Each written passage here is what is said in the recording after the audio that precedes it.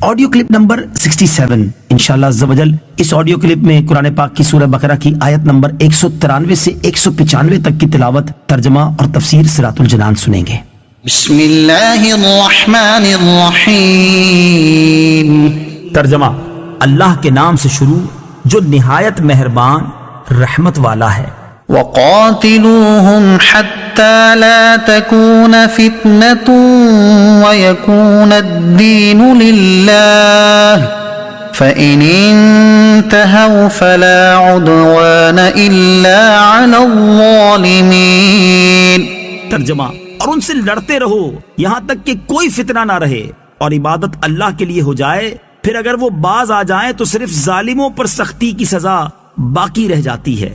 حتی لا تکونوا فتنہ، یہاں تک کہ فتنہ نہ رہے۔ تفسیر صراط الجنان میں ہے عرب کے کافروں کے متعلق فرمایا گیا کہ ان سے تب تک لڑو کہ ان کا فتنہ یعنی شرک ختم ہو جائے اور ان کا دین بھی دین اسلام ہو جائے اور سرزمین عرب پر صرف ایک اللہ کی عبادت ہو۔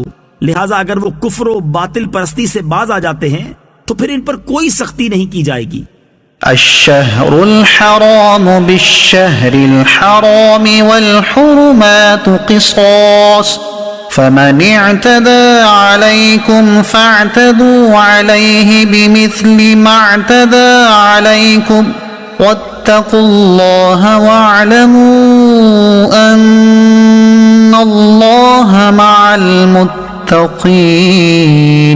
ترجمہ: ادب والے مہینے کے بدلے ادب والا مہینہ ہے اور تمام ادب والی چیزوں کا بدلہ ہے، تو جو تم پر زیادتی کرے اس پر اتنی ہی زیادتی کرو جتنی اس نے تم پر زیادتی کی ہو، اور اللہ سے ڈرتے رہو اور جان رکھو کہ اللہ ڈرنے والوں کے ساتھ ہے۔ الشہر الحرام بالشہر الحرام، ادب والے مہینے کے بدلے ادب والا مہینہ ہے۔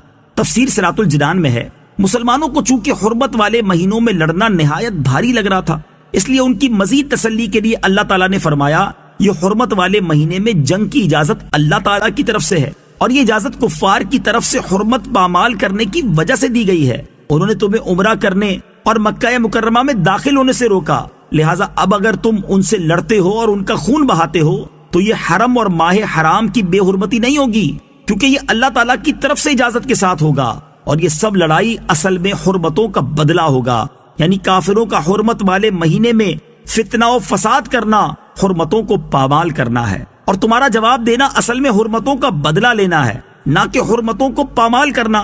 یوں سمجھ لیں کہ ڈاکو کی گولی کے جواب میں اگر پولیس گولی چلائے تو پولیس کو مجرم نہیں کہیں گے، بلکہ ان کے فعل کو حفاظت و ذمہ داری کہا جائے گا۔ قاتل کے قتل کو زیادتی نہیں کہیں گے بلکہ اسے قصاص کہا جائے گا۔ فمن اعتدى علیکم، تو جو تم پر زیادتی کرے۔ تفسیر صراط الجنان میں ہے کافر مسلمانوں پر ظلم و ستم ڈھاتے رہے، شروع اسلام میں دن رات صبح و شام ہر وقت مسلمانوں کو ستانے میں لگے رہے، کسی کو شہید کیا، کسی کو تپتی ریت پر گھسیٹا، کسی کو انگاروں پر لٹایا، کسی کو کوڑے مارے، کسی کا راہ چلتے مذاق اڑایا، مسلمانوں کو ان کے گھروں سے ہجرت پر مجبور کر دیا، ان کے کاروبار ختم کر دیے، انہیں ان کے رشتہ داروں سے جدا کر دیا۔ ان تمام واقعات کی تلخیاں مسلمانوں کے دلوں میں موجود تھیں۔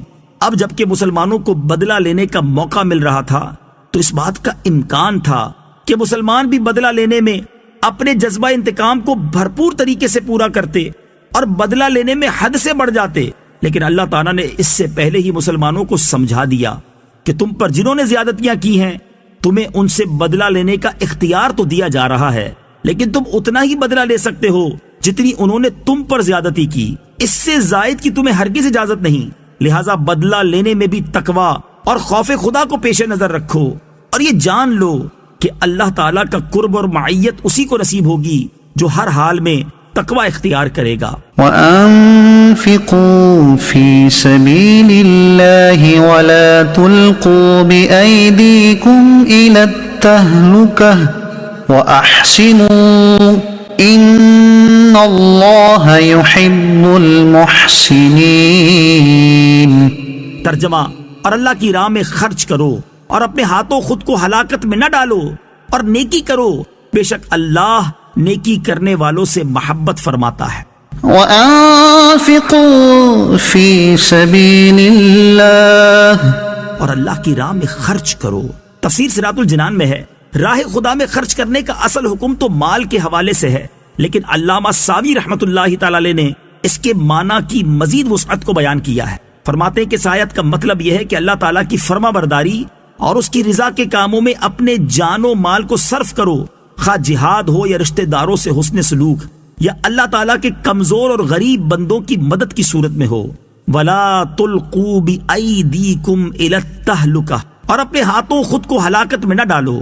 صحیح بخاری میں ہے یہ آیت خرچ کرنے سے متعلق نازل ہوئی، یعنی راہ خدا میں خرچ کرنا بند کر کے یا کم کر کے اپنے آپ کو ہلاکت میں نہ ڈالو۔